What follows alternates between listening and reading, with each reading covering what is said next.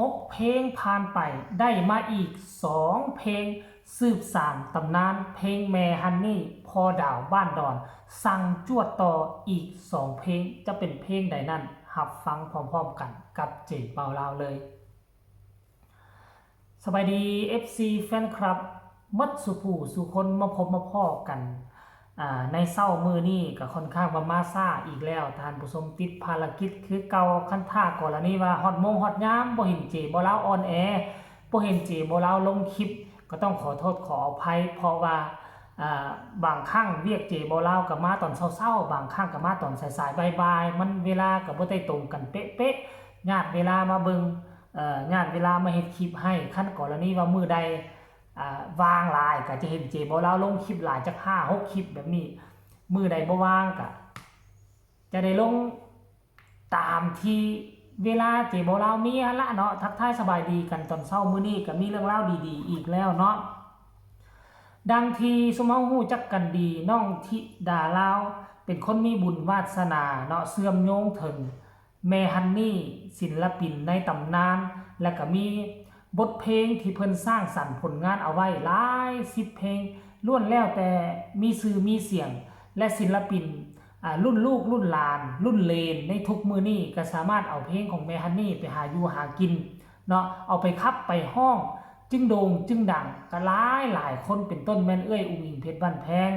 และก็เอื้อยอาอายเนาะ2คนนี้ได้เห็นได้ชัดได้แหละเนาะก่อนจะโด่งจะดังนี่ก็ได้เอาเพลงแม่ฮันนี่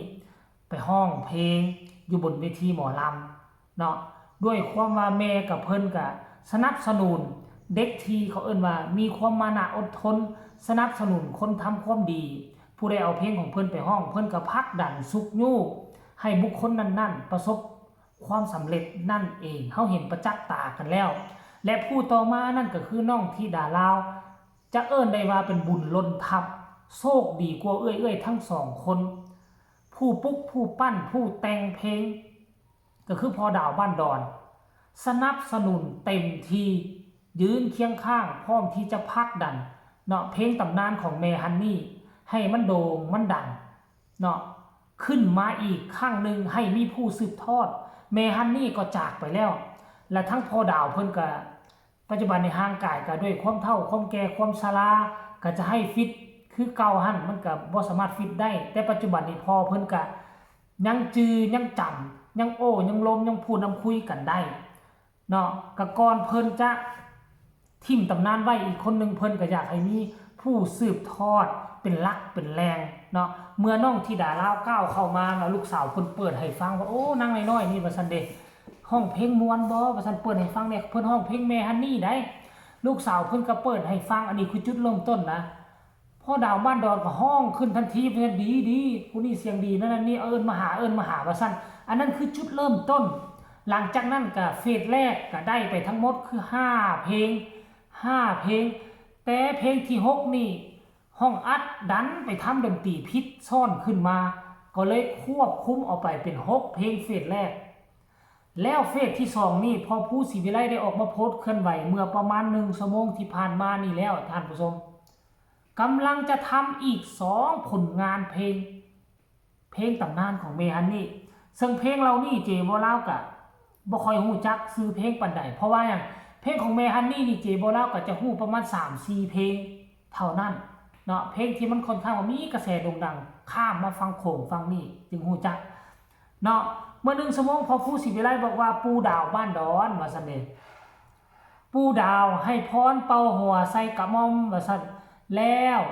ลุยกันต่อ2เพลงสืบสานชื่อเพลงว่าเขาบ่มาหน้าบ่บานเพลงที่2คือสงครามกับความฮักว่าซั่นเนี่ยพอผู้ออกมาโพสต์2ประโยคสั้นๆเนาะแต่เฮ็ดให้เฮาฮู้ว่าพอผู้บ่ว่าจะคัดสนเงินคำขนาดใดแต่เรื่องการกระทำเพลงให้ลูกสาวเพิ่นบ่ท้อเพิ่นบ่ถอยมีบ่มีเพิ่นก็ไปจกไปดึงเอาเงินมาทำน่ะแล้ว FC แฟนคลับสิบ่พากันเมตตาน้องธิดาลาวได้บ่พากันเมตตาพอผู้ศิวิไลได้บ่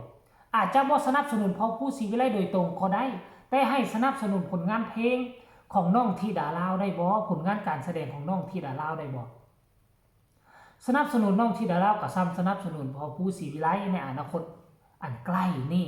เฮาจะได้เห็นอีก2ผลงานเพลงของเพลงเก่าของแม่ฮันนี่ราชินีหมอลำเบอร์ต้นๆของเมืองไทยที่จากไปแล้วแต่ชื่อเสียงของเพิ่นยังลือกระชอนอยู่ทุกมื้อนี้ตั้งแต่รุ่น70ปียันมาฮอดรุ่นหัวซ้ำมักกอกหากะฮู้จักความก็ยังฮู้จักแม่ฮันนี่ฮู้จักห้องเพลงของแม่ฮันนี่หั่นน่ะเพราะฉะนั้นแล้วอันนี้มันเป็นนิมิตหมายอันที่ดีเนาะ TFC แฟนคลับคองคอยรอคอยที่จะเห็นน้องธิดาลาวมีบทเพลงใหม่เป็นของตนเองเนาะมีบทเพลงใหม่เป็นของตนเองเรือเสือมัน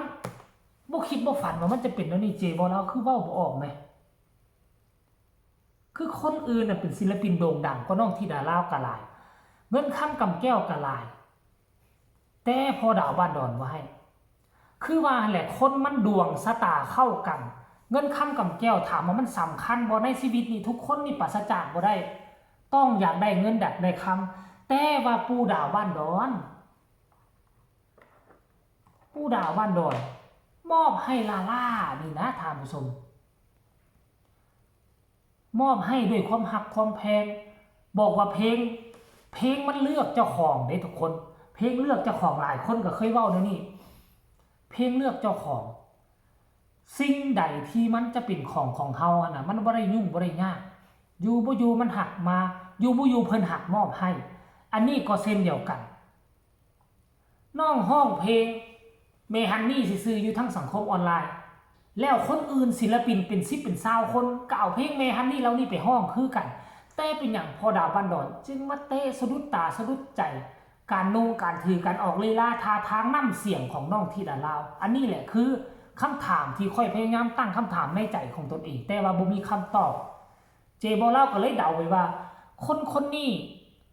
การ acting กิริยาท่าทางเวลาห้องเพลงอาจจะไปตรงกับเมฮันนี่ตอนสมัยเป็นเด็กน้อยเพราะว่าเมฮันนี่นี่มามีชื่อเสียงนี่แหละแม่นเข้าวงการอย่างเป็นทางการคืออายุ16ปีแม่นบ่นั่นแสดงว่าก่อนหน้าที่น้องจะเปิดตัวเป็นทางการอายุ16ปีน้องก็คงจะฮู้จักพอดาวบ้านดอนอยู่แล้วตั้งแต่อายุ12-13ปีเผลอๆคนบ้านเดียวกันหั่นก็จะได้คุกคีเห็นกันเป็นลูกเป็นหลานเป็นเต้าคนหนึ่งบังเอิญว่าตอนหู้ห่างหน้าตาตอนยังน้อยๆลีลาท่าทางอาจจะไปตรงกับน้องธิดาลาวก็เป็นไปได้พอดาวบ้านดอนจึงยอมยกเพลงให้หั่นนาทานผู้ชมเอาเฮามาติดตามกันอย่างใกล้ชิดการรายงานข่าวพอผู้ศรีวิไลเนาะเราจะแจ้งว่ามื้อใดจะเข้าห้องอัดทั้ง2เพลงนี้แล้วจะปล่อยช่วงใดให้ทุกคนกดไลค์กดแชร์กดติดตามช่องเจโบลาวเอาไว้ก็แล้วกันพ้อกันใหม่ในคลิปหน้าสำหรับคลิปนี้สบายดี